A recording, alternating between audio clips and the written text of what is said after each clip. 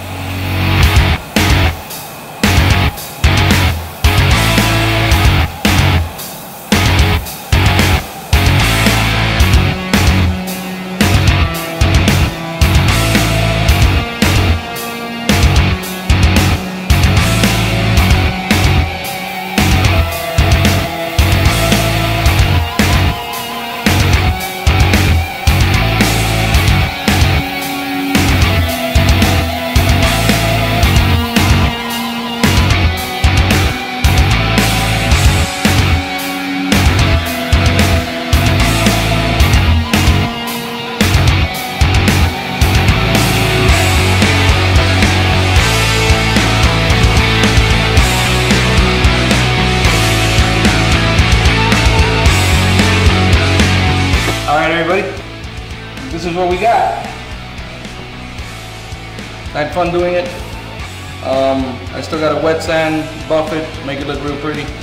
This is a giveaway. Anybody can win it. All you gotta do is subscribe, like, and leave a comment. And we're gonna pick a winner in the next couple of days. Peace.